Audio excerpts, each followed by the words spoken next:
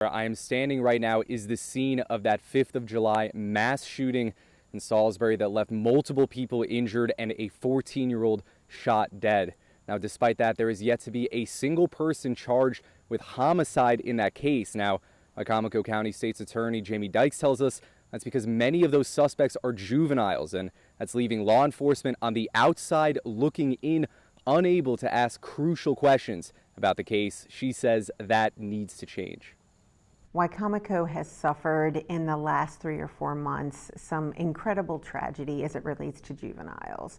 Wicomico is feeling the weight of recently enacted juvenile statutes that affect law enforcement's ability to identify and prosecute offenders, juvenile offenders. Wicomico County State's Attorney Jamie Dykes says her office has seen back-to-back homicide cases here in Salisbury, with alleged juvenile suspects and victims. But she says law enforcement is hamstrung in their ability to approach and ask even basic questions for persons under 18. Where were you on the date and time of the offense?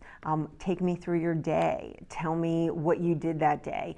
Any and all inconsistencies of suspects get us closer to who did it, why they did it, and help us get closer to justice.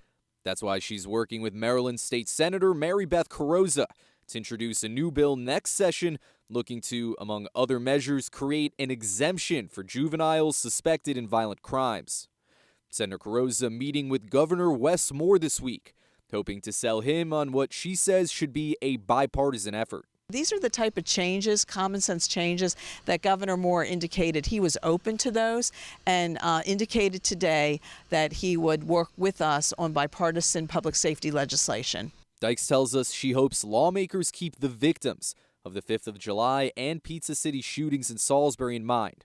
They were just 14 and 16 years old. When you have juveniles committing crimes of this nature, it's also juveniles who are the victims. And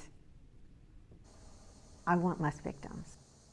Now, Jamie Dykes tells us that she is proud of the cases that law enforcement have been able to put together with those limited resources that they do have access to, but she says something to consider. Many more witnesses and even the families of some of these victims, she says, would be more comfortable coming forward sharing information if law enforcement did not have those constraints and some of those folks, some of those suspects were in police custody.